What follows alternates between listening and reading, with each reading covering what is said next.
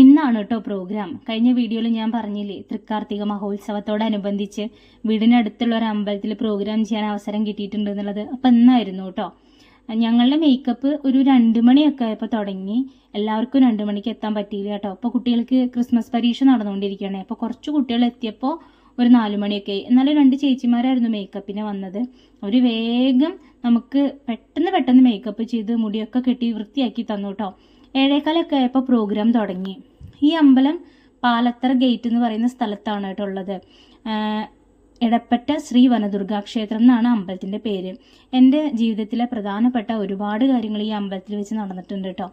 അമ്പലത്തിലെ പ്രധാന 2 ഉത്സവങ്ങളായിട്ട് ഞാൻ കണ്ടിരിക്കുന്നത്, ഒന്ന് നമ്മുടെ എഴുത്തിനിരുത്തുന്ന ചടങ്ങും പിന്നെ ഈ തൃക്കാർത്തിക മഹോത്സവമാണ്. എന്നെ എഴുത്തിനിരുത്തിയത് ഈ അമ്പലത്തിലായിരുന്നു. അതേപോലെ തന്നെ എൻ്റെ കല്യാണം നടന്നതും ഈ അമ്പലത്തിലായിരുന്നു. അപ്പം അതുകൊണ്ട് എൻ്റെ ജീവിതത്തിലെ പ്രധാനപ്പെട്ട കാര്യങ്ങൾക്കൊക്കെ അമ്പലത്തിൽ വെച്ചിട്ടാണ് നടന്നിരിക്കുന്നത്.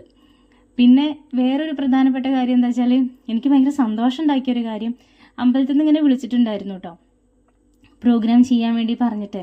അപ്പോൾ വിളിച്ചപ്പോൾ തന്നെ എനിക്ക് ഭയങ്കര സന്തോഷമായി. കാരണം എനിക്ക് അമ്പലത്തിൻ്റെ അടുത്ത് അത്രയ്ക്കൊരു അടുപ്പുള്ള ഒരു അമ്പലമാണ്. അപ്പോൾ എന്നെ വിളിച്ചപ്പോൾ എനിക്കിത് ഭയങ്കര സന്തോഷമായി.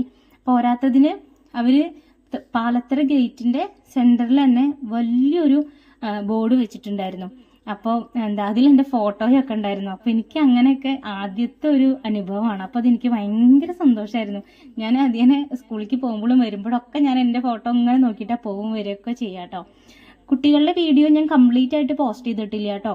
എല്ലാവരും അതിമനോഹരമായിട്ട് കളിച്ചു. ഒരുപാട് പേര് സൂപ്പറായി, അടിപൊളിയായി, നല്ല രസമുണ്ടായിരുന്നു എന്നൊക്കെ ഞങ്ങളുടെ അടുത്ത് വന്ന് പറഞ്ഞു. തിരുവാതിരക്കളി ഉണ്ടായിരുന്നു അതിൻ്റെ കൂടെ തന്നെ. അങ്ങനെ ഞങ്ങൾ പ്രോഗ്രാം ഉഷാറാക്കി കുട്ടികളൊക്കെ തിരിച്ച് വീട്ടിലേക്ക് പോയിട്ടോ. അതിനുശേഷം അച്ഛനും ഞാനും കൂടിയിട്ട് വെറുതെ ഒന്ന് നടന്നു. തുമ്പിക്ക് വയ്യായിരുന്നു. അപ്പോൾ അമ്മയും തുമ്പിയും വേഗം വീട്ടിലേക്ക് പോയി. അപ്പം ഞങ്ങൾ വെറുതെ ഒന്ന് ചുറ്റി നടന്ന് ചായയൊക്കെ കുടിച്ചു. അവിടെ ഇങ്ങനെ കോളിഫ്ലവർ ബജ്ജി ഒക്കെ ഉണ്ടാക്കുന്നുണ്ടായിരുന്നു കേട്ടോ. പിന്നെ ഇത് തേനപ്പം, ശർക്കര ജിലേബി, ഞങ്ങൾക്ക് ഇഷ്ടപ്പെട്ട സാധനമാണ് എനിക്കും എൻ്റെ അമ്മയ്ക്കും. അപ്പം ഞങ്ങൾ ഇതൊക്കെ വാങ്ങിയിട്ട് കുറച്ച് പൊരിയും കറുത്തലുവയൊക്കെ വാങ്ങിയിട്ട് രാത്രി വീട്ടിലേക്ക് തിരിച്ചു പോകുന്നു.